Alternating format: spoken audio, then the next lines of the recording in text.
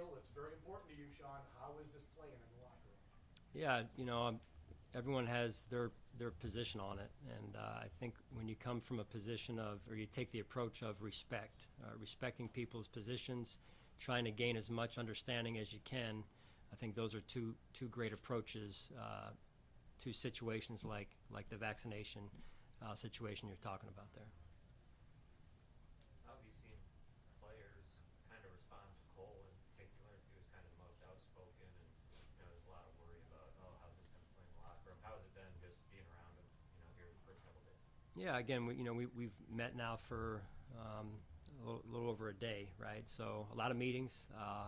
Looking forward to getting back on the field, and I think that's the mindset of the team right now. Is looking forward to getting back on the field and getting themselves into a good, healthy routine, and getting themselves focused on why we're here, and that's to play football and win games and be the best we can be. Hey, Sean, I'd follow up kind of the same question I asked Brandon. When we had talked to you during the OTAs or whatever, you'd expressed concern on the issue and the potential impact beyond just individual health, right, on preparations and that sort of thing. Brandon just said it's roughly 80% of players now have had at least one shot. What's your take on that, and maybe how far along that process is, and what impact do you think it'll have as you really begin preparing in earnest for the season? Yeah, I mean, I think one of the biggest challenges this year, I mean, we have obviously the landscape has changed for all of us in some way, shape, or form when COVID came on the scene last year. The protocols are different slightly this year. The landscape is a little bit different this year because of the two sets of protocols, if you will, vaccinated and unvaccinated. So that creates a little bit heavier of a lift, and so it's important that we use that as an opportunity for us to come together as a team, as opposed to allow that to divide us and be divisive. So as I said, we're moving in the right direction. I'm looking forward to getting back out on the field and doing what we do and why we're here, the reason why we're here, and we've made progress, as I think, the 80% or 81%, whatever it's up to now, we are making progress, and so I keep coming back to those same words I shared earlier with Sal of work to gain understanding, right? Work to gain understanding in a lot of areas, and then also come back to respecting people's positions. Do you view Cole's strong and vocal stance a distraction? Again, I'm coming back to the same thing I just shared with you. It's people are passionate about a lot of things these days, it seems, right? So I respect that, and I want to try and gain as much understanding as I can, being a teammate, and I expect his teammates to do that based on his passion in this situation. So, but we're here to play football. We're here to get our minds focused. I'm anxious to get us out here today and get into a good, healthy routine. As you guys have seen, our schedule is, for the most part, Matt Warswick did a great job for the most part of putting it, every day is about the same. So we're getting into Groundhog Day here and week after week of training camp. And you can hear those crickets or cicadas, whatever those things are. That reminds me of training camp, right? This time of year. So it's what we do. Last year, you and many teams opted, because of the protocols, to have a third quarterback or a quarterback operate separately. Is that going to happen as of right now? As of right now, no.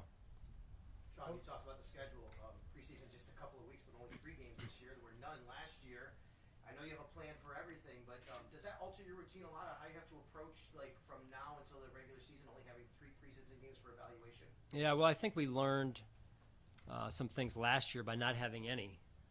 A year ago, we learned that we can get creative. We can manage that on our own a little bit, and so now not having 4, in this case having 3, it creates a little bit of another think tank, if you will, a brainstorm about how do we want to handle it in order to become the best team we can become through 3 games, and also to have a good grasp on our roster through 3 games, and I think that'll be key. Coach, what's the plan for Zach Moss and Cody Ford? Are they just full green light, jump in head first, all systems go, or are they going to get eased into it, brought along slowly, counts monitored? Yeah. That kind of thing? Yeah, I mean, we had a number of injuries, rehab situations through the off season. I can't give enough credit to our training staff, our sports science staff, and our strength and conditioning staff. They've done a phenomenal job, along with those players you mentioned and many others, to get themselves back. It's been a long road for some of those guys. Cody, you mentioned, Zach in particular, those two, and they've stuck with it, and it's good to see them now in a position where they can get out here today. Will they be full go? It would be irresponsible for them to be full go at this point, but they do have a green light, and we're going to manage them to get them built up in a proper fashion.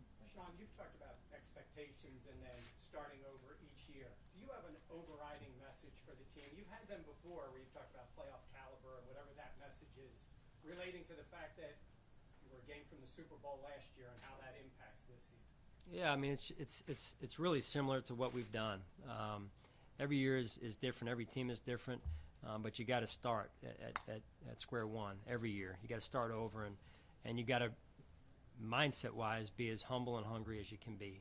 And I've found over the years that humble and hungry approach goes a long ways inside the building and outside the building, and just in life in general. So that's what we subscribe to, and that's what I expect to see from our team. Coach Ken Dorsey got the added title of passing game coordinator. Can you explain exactly what that means and what went into that? Yeah, Ken has shown over the course of his career overall, as we worked together in Carolina, my time being around him, that he's earned that title. And so he adds a lot to our offense. Again, he puts in a lot of time, and he's got a great relationship with Coach Dable and our quarterbacks in particular. Sean, one last, I know you've kind of touched on it a little bit with Sal, but one less preseason game, one extra regular season game. Have you really started to dive in how you're going to handle workload stuff with guys, just because that's a completely different combination of games? Yeah, we're still working through that.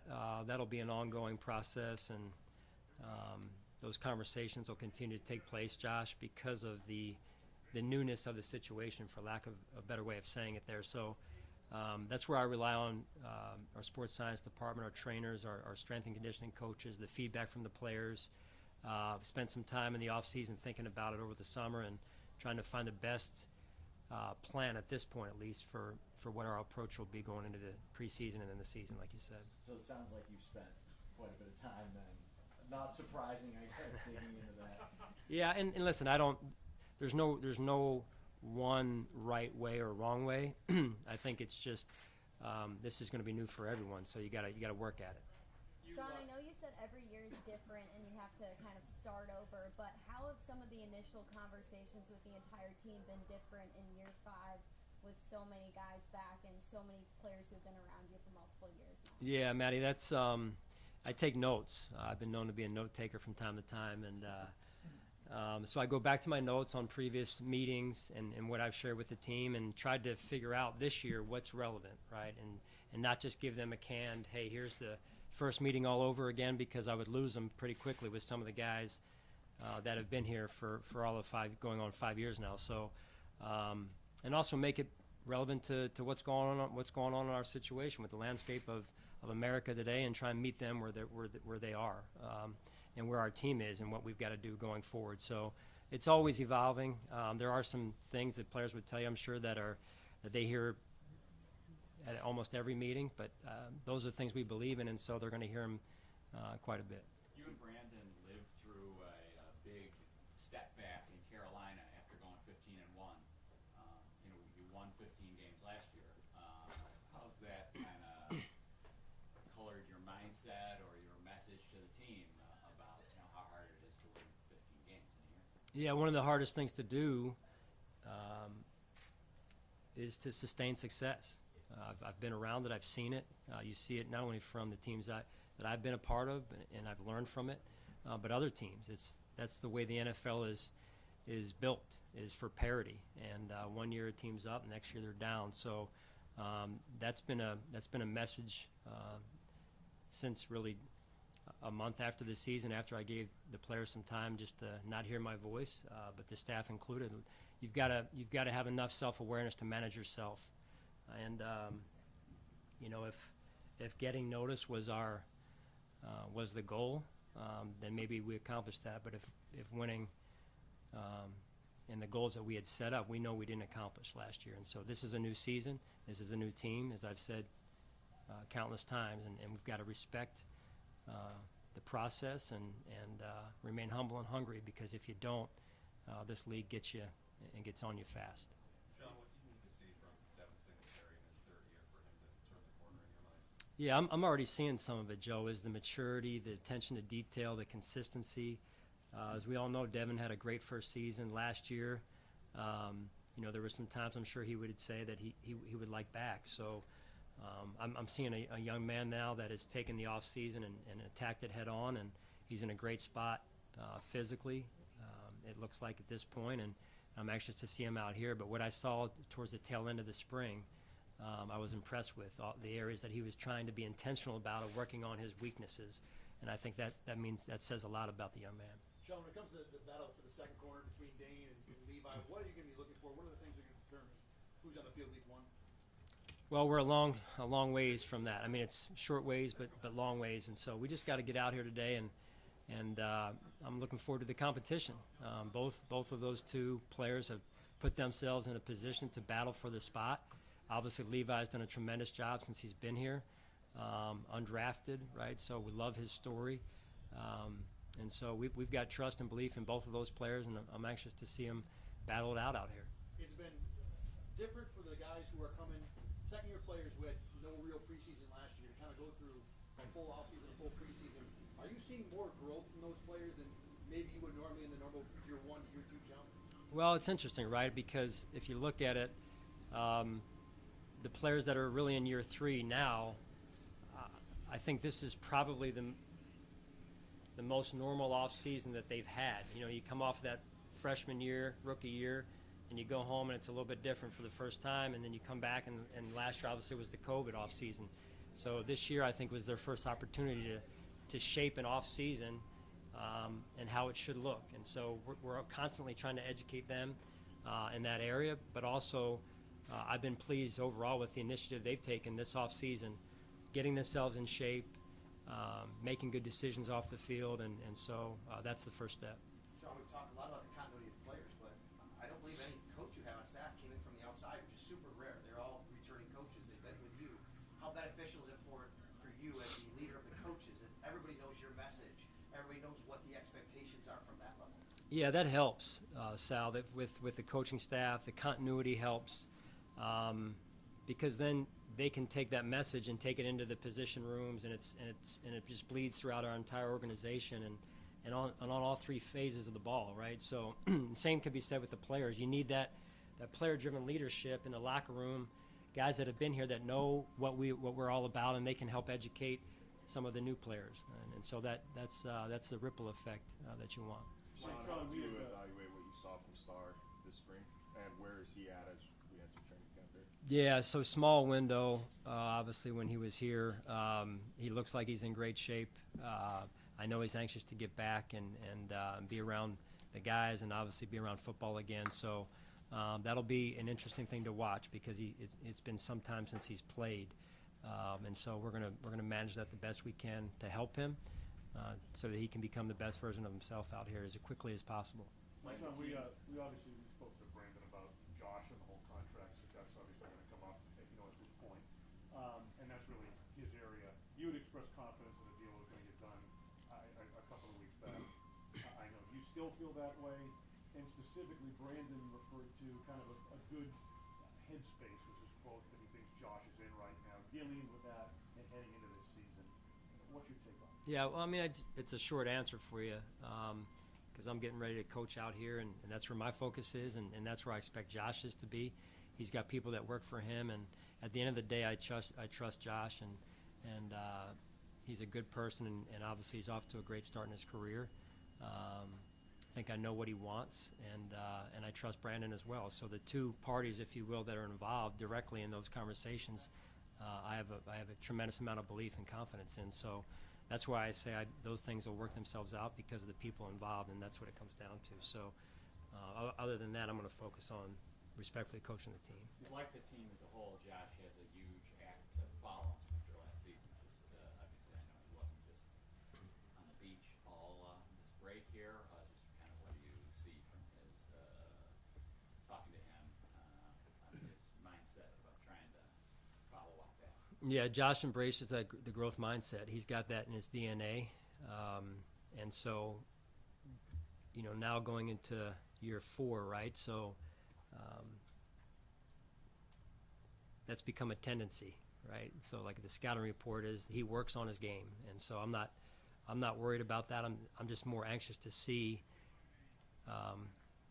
how he even grew from a month ago when he was last on the field out here in front of us. So he's a tremendous leader in that way, and he leads by example as well as with his voice, and I'm anxious to see him out here with now Emmanuel and Cole and Stefan, and with extended time together other than just a couple of days here and there. So we're looking to put some real work in. There's a lot of work to be done, right, between where we are and where we got to get to.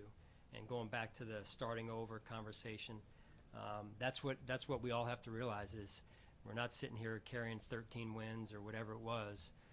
Everyone's 0-0. We get that, and you got to respect that. And the amount of work that between where we are and what we're trying to get to, or where we need to get to by the time the Pittsburgh Steelers roll in here, is, I could just tell, a lot. So. Take 2 more questions for Sean, please. What do you expect from Harrison Phillips this season? To be him, and that's what we talked about yesterday in our meetings. We have meetings with our players, and we made that very clear, is to be him. I like how he's developed. I like how he's worked coming off the knee. The knee's not even, I don't even talk about it anymore because it's in the past. He understands his role and how that role can expand based on his development. And I think the second year with Coach Washington has made him see that, right, and realize, hey, there's more to be had there in terms of his development on the field, and he respects that. Sean, you brought up Emmanuel Sanders a couple of years ago. You tried a couple of different times to get him, but now you finally have him. What does he provide your offense that we didn't get last year? Yeah, I'll start with our team, Joe, first. Is what he provides our team is another veteran that's been around it, right? He's been and won a Super Bowl in his career, and so that brings something to our locker room. It brings something to our team. And then on the field with respect to the wide receiver position, I think it just gives Josh another option, right, of a guy that can get vertical but can also work the underneath and intermediate game as well. So time will tell, right? We're going to get a feel for him. He's going to get a better feel for us. And in particular, Josh and him being on the same page, that takes time, and that's some of the work that we've got to do here. All right, thanks, guys. Appreciate it. Hey, both of you guys. Sean. I haven't even met you. Eric Borgo.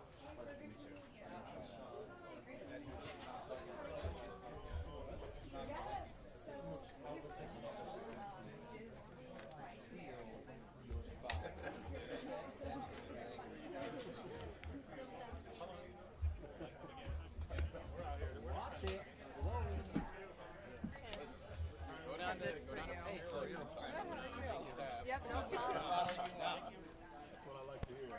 Now we're getting somewhere. So,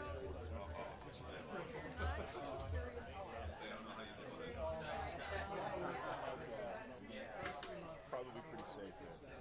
Alright, so, team stuff. No shooting what's going on in the field. So, that's fine, but no shooting what's going on. So it'll be period 2 with 7 minutes.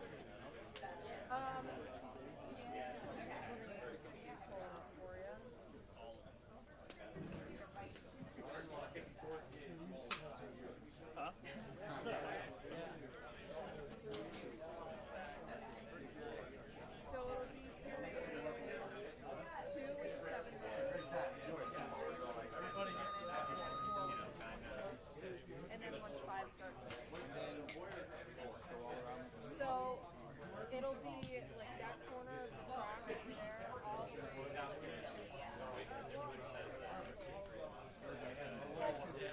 Because like last year we So not this stretch, not today. Let me grab Finale. He's the Finale.